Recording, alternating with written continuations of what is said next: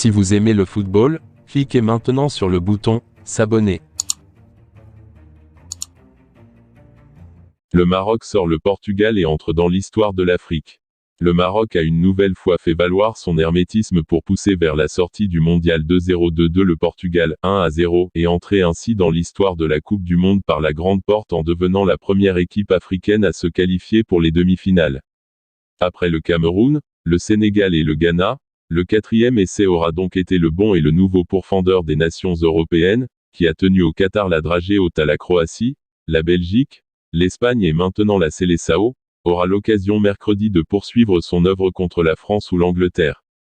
Le héros du jour des Lions de l'Atlas, qui ont fini dans les cordes et éreintés, se nomme En-Nesyri. Déjà buteur en Russie et même au Qatar, le grand avant-centre a profité juste avant la pause d'une sortie approximative de Diogo Costa pour piquer parfaitement sa tête et débloquer une rencontre très tactique jusque-là. Conscient de la discipline défensive des Marocains, le Portugal avait commencé en tentant de presser haut pour récupérer rapidement le ballon et de redescendre ensuite pour essayer de faire sortir son adversaire avant de le piquer par la précision du jeu long de Fernandes. Ronaldo en larmes, un plan qui aurait pu rapidement fonctionner si Félix avait été plus tranchant. Mais Bounou, qui est ensuite monté en régime au plus fort de la poussée portugaise en seconde période, a martyrisé son vis-à-vis. Dans la nasse, Fernando Santos n'a eu d'autre choix que de faire rapidement entrer Ronaldo, alors que Ramos, auteur d'un triplé contre la Suisse, a cette fois été transparent.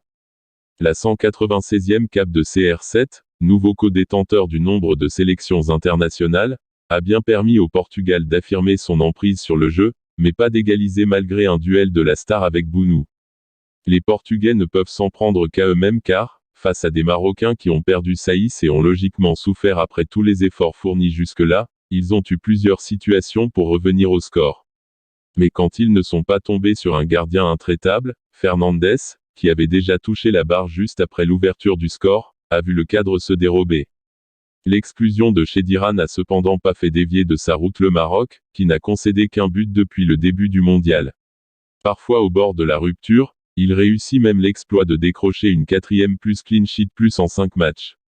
Sorti en pleurs après ce scénario tragique pour le Portugal, Ronaldo, de plus en plus contesté au sein de la Seleção, aura maintenant l'occasion de préciser quelle suite il entend donner à sa carrière à 37 ans.